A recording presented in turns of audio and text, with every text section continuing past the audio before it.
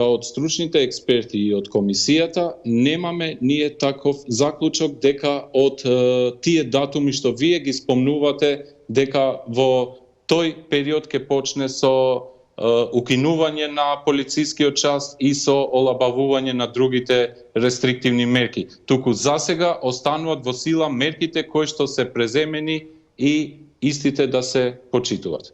Дали ќе има простор за избори од лидерската средба, јас само ќе нагласам дека сето тоа ќе треба да се дава еден заклучок од комисијата, која што понатаму би требало да се проценува од кризниот штаб, од владата и од лидерите. Добро, како доктор, што би им препорачале на колегите политичари?